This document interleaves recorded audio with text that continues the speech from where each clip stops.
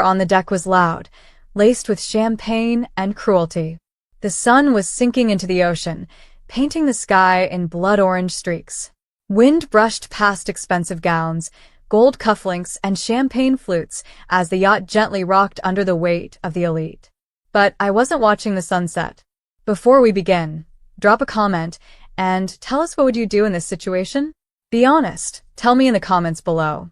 We read every comment. Let's begin. I was too focused on keeping my son calm. Liam, my 6-year-old, was holding my hand tightly, his small fingers sticky from the chocolate-covered strawberry he was halfway through. His eyes darted nervously toward my sister, Vanessa, who was standing near the yacht's edge, dressed in a sleek white graduation gown, clinking glasses with our parents. A fake halo around a venomous heart. "Mommy, can we go now?" Liam whispered, tugging on my arm. "We'll leave soon, baby," I murmured, forcing a smile. My stomach had been in knots since we stepped aboard this floating stage of lies. The entire celebration was a farce. I wasn't invited. Vanessa had made that painfully clear with her accidental omission, but Liam and I showed up anyway. My mother had raised an eyebrow when she saw me. My father just turned away. But they didn't ask us to leave.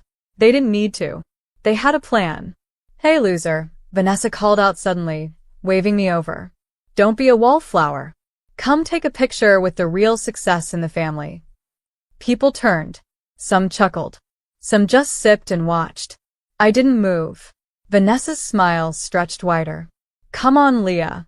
Let's make a memory." Liam looked up at me with wide eyes. "Do we have to?" Before I could answer, she was walking over.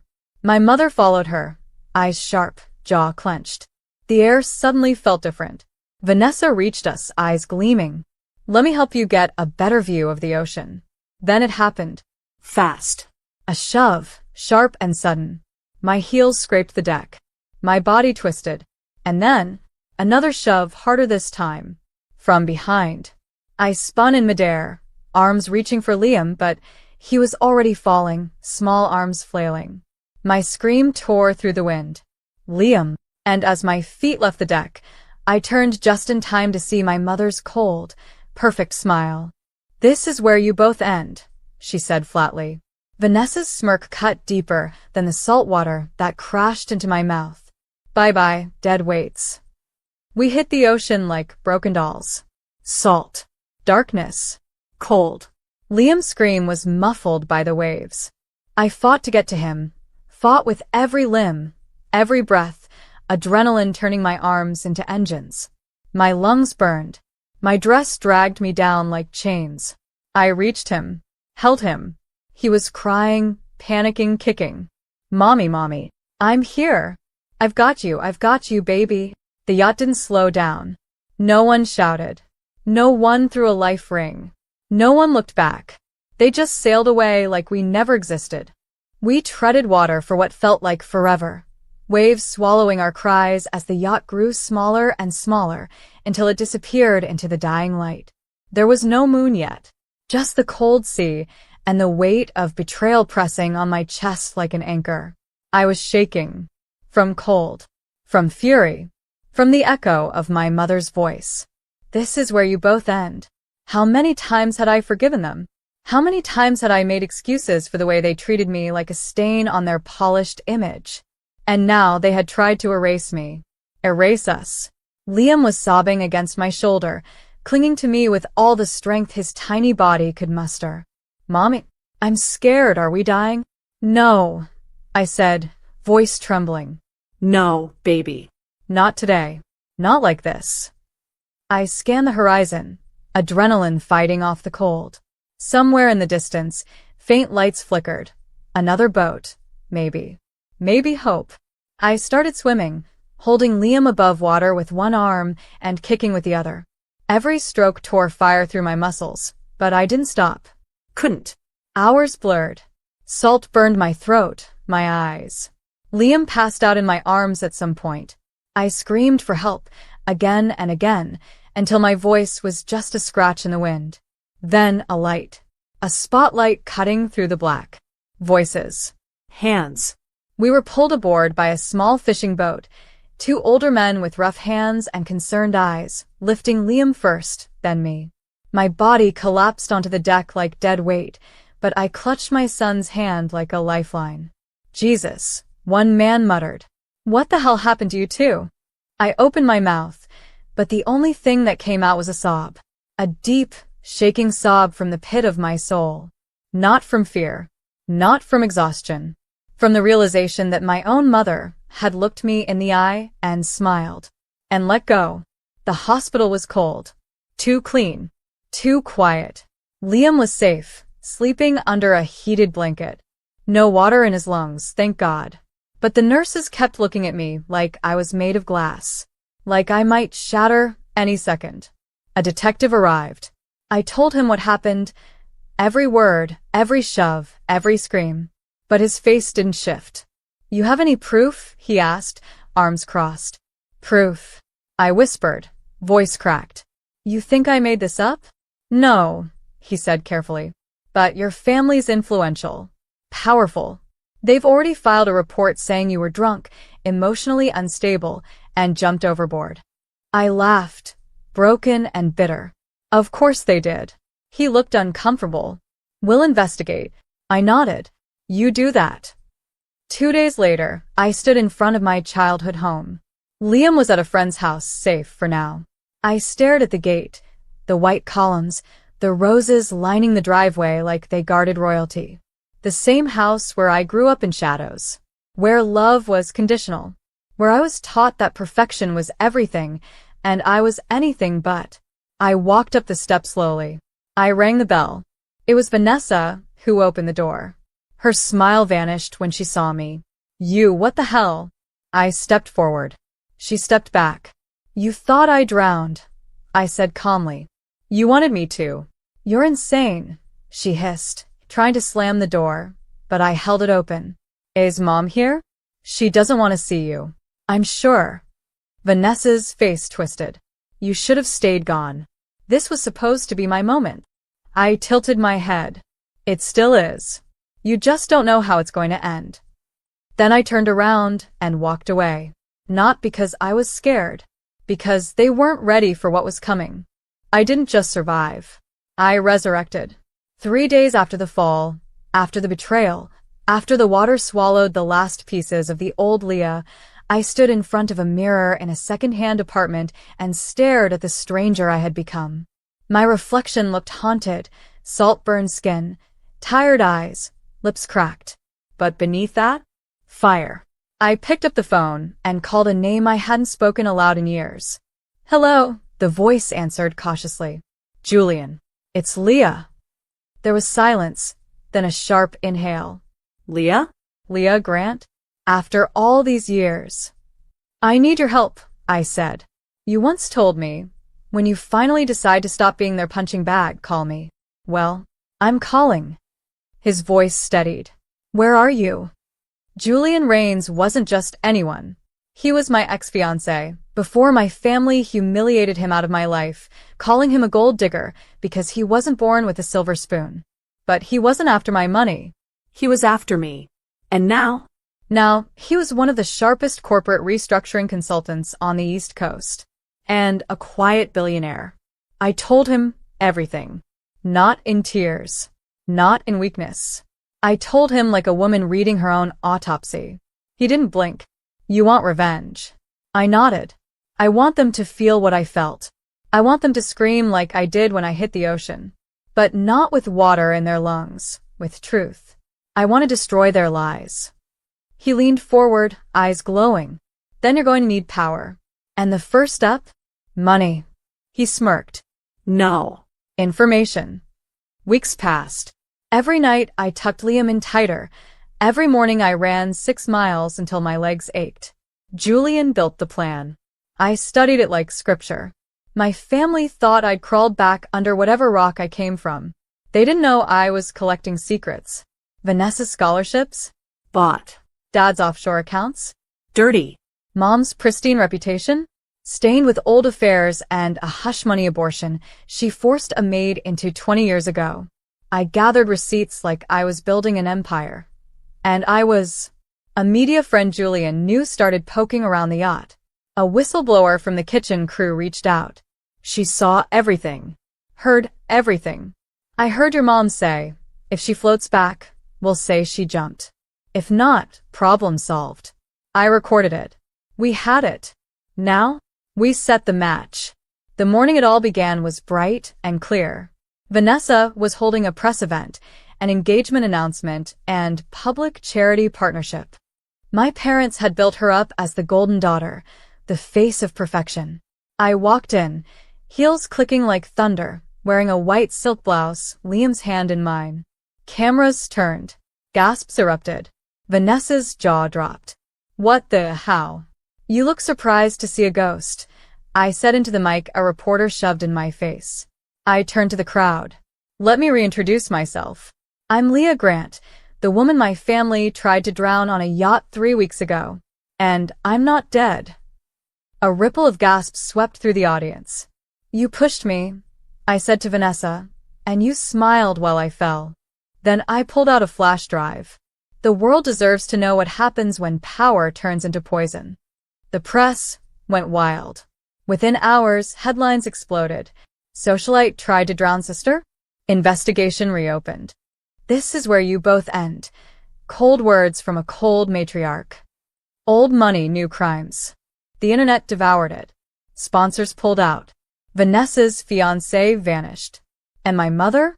She was dragged into a storm of her own scandals, unpaid taxes, secret accounts, past abuse allegations. The woman who smiled as I sank was now drowning in disgrace. But this wasn't over. I wasn't done. I wanted them to break. They tried to destroy me in silence. So I destroyed them in the spotlight. By day 3, their empire was cracking. My mother had gone into hiding, citing health issues. My father released a half-baked statement blaming miscommunication and emotional misunderstanding. And Vanessa? Vanessa begged me. She showed up outside my apartment at midnight, hair disheveled, mascara running, screaming up at my window like a scene from a B-movie. Leah, Please. you have no idea what you've done. They're threatening to cut us off. We're losing everything. I stood at the window, holding Liam in my arms. He was asleep, safe, finally breathing without fear. I didn't shout back. I simply closed the curtains. The next day, I walked into my father's company, the billion-dollar real estate firm I once interned at without pay, the one they said I was too emotional to ever belong in. Julian had done more than just help me survive. He'd helped me by controlling shares. And as of that morning, I was now the majority shareholder. I arrived in black slacks, red lipstick, and no apology. The boardroom went silent when I walked in. My father stood at the head of the table, white-knuckling the back of his chair. You, he said, voice dry. Me, I replied, sliding into the seat next to the legal counsel. Effective immediately, I'll be taking over your position. The shareholders voted this morning. You, he stammered. You don't have the experience, the connections. Wrong, I said smoothly. I have the numbers. I have the board. And most importantly, I leaned forward. I have the receipts. I laid out files on the table. Embezzlement. Bribes. Phantom properties. His eyes widened. My voice never shook. You'll step down. Or the next press release will end with you in handcuffs. He stood there, frozen. A man who'd built his world on control, now helpless as it collapsed. You ungrateful. I interrupted. Ungrateful. For years. For not seeing sooner that blood doesn't always mean family. That night, I sat in Julian's downtown penthouse, watching the news on a wall-sized screen. Liam sat on my lap, eating popcorn, eyes wide. There's Mommy, he whispered, pointing to the screen. I kissed his forehead. That's right, baby. That's Mommy. The anchor's voice was crisp. In a shocking turn, Leah Grant has not only survived the attempted murder, but has now taken over her family's flagship company, while the investigation into the yacht incident intensifies. Anonymous witnesses continue to come forward. I turned off the TV. The silence felt full. Healing. Julian poured me a glass of wine and sat beside me. How does it feel? Like justice, I said. But not enough yet. He raised an eyebrow. Still not done. I looked out the window, where the lights of the city flickered like stars trying to survive the smog. No, I whispered. Not until they feel what it's like to be forgotten. The final strike was poetic. 1 week later, I sent Vanessa a letter. No return address. No threats. Just 3 words. You earned this. Attached was a legal document. It showed that the trust fund my grandparents left had never been touched because I had taken control of it. Quietly. Legally. Every cent now went into a foundation for single mothers and abandoned children. Children like Liam. Mothers like me. Vanessa's inheritance? Gone. Her career? Burned. Her name? Poisoned. My mother was last. She called me once. Just once. Leah, her voice was weak, distant. I didn't mean for it to go that far. I held the phone, then ended the call. Without a word. Because some silence is louder than screaming. 3 months later, peace didn't feel like silence. It felt like strength.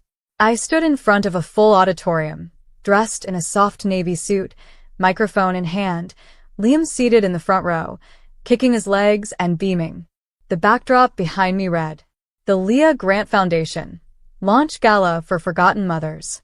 We live in a world, I said to the audience, where people confuse wealth with worth, where you're only respected if you have a name that opens doors. But let me tell you something. My voice caught just for a moment, but I steadied it. It was only when I lost everything, my dignity, my family, even my safety, that I found something no money ever gave me, the right to exist on my own terms, to rise without permission. Applause thundered through the room. But behind my smile, the memories still lived. That night on the yacht, the shove, the cold water, Liam's cries, my mother's smile, Vanessa's smirk, the ocean. Some scars you don't erase, you own them. My father never recovered. He lost the company, the house, the standing ovations he was used to. He tried to make a comeback, but everywhere he turned, people whispered behind his back, wondered aloud about the daughter he left for dead. He sent me a letter once. It just said, "You destroyed us." I never replied, because I didn't destroy them. They did. I just stopped saving them from the consequences. Vanessa was spotted working a front desk PR job in a hotel in Miami. No spotlights. No cameras. Just cheap perfume and laminated badges. Someone sent me her photo, looking worn and weary. I didn't smile. I didn't feel triumphant. I felt done.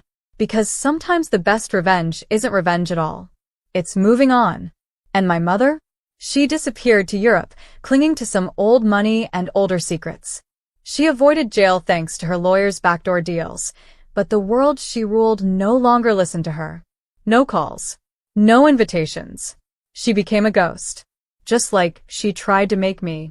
As for Liam and me, we live in a quiet house near the ocean now. Yes, the ocean. People ask me how I can live by the water again. But I don't fear it anymore. The water didn't try to kill me.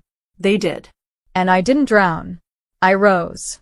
One night, as the waves whispered just beyond our porch, Liam asked, "Mommy, why did they push us?" I paused, bent down beside him, held his hand. "Because they thought we were weak," I said gently. But they didn't know what strength looks like until they saw us survive. He nodded slowly, then looked up at the stars. "Are they gone forever?" I wrapped my arm around him. "Maybe not forever," I said. "But they're not part of our story anymore." The next morning the doorbell rang. It was a deliver man. He handed me a small velvet box and an envelope with no return address. Inside was a sapphire necklace, my grandmother's. The one I was told was lost at sea. The note read, "I kept this safe. I didn't agree with what they did. You deserved it." From someone who was too afraid to speak until now. No name. No explanation. Just a quiet reminder that even in darkness, some people are still watching, still listening, still believing. And so I held my son's hand, turned from the door, and walked back into our new life. One built not on blood, but on truth, and survival, and the kind of love they could never destroy. If this story hits you even a little, just hit that like button. It helps more than you think.